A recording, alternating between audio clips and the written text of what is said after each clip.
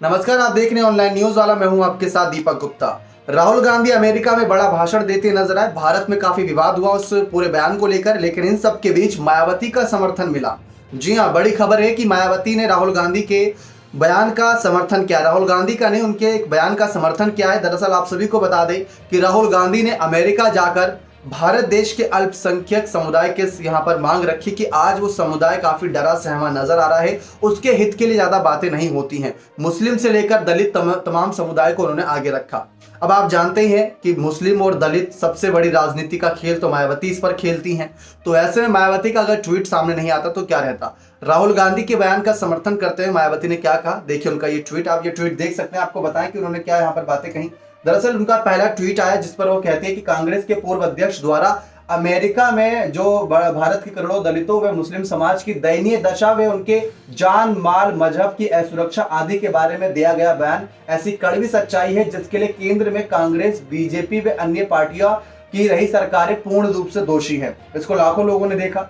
तो दूसरा उनका ट्वीट है कि देश में यूपी सहित अन्य राज्यों में कांग्रेस की सरकार हो या बीजेपी अथवा सपा की, बहुसंख्यक बहुजन समाज, गरीबों व वंचितों पर हर स्तर पर अन्याय, अत्याचार व शोषण आम बात है। जबकि यूपी में केवल बीएसपी की रही सरकार में कानून द्वारा कानून का राज स्थापित करके सबके साथ न्याय किया गया।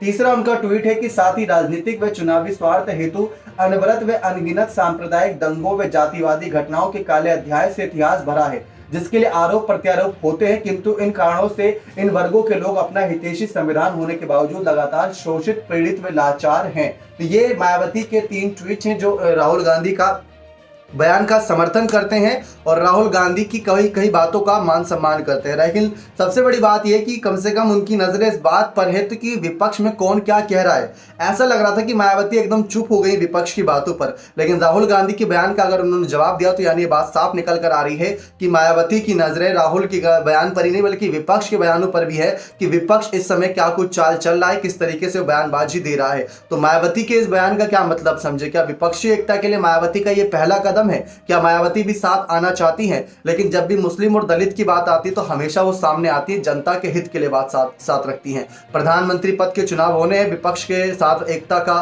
संदेश हर कोई दे रहा है, लेकिन मायावती अलग नजर आ रही है। लेकिन कम से कम राहुल के एक बयान का तो मायावती ने समर्थन किया। अब देखते हैं कांग्रेस पार्टी मुस्लिम दलित की राजनीति को लेकर अगर आगे आती है तो क्या मायावती यहां पर इनका समर्थन करने का फैसला करेगी या नहीं।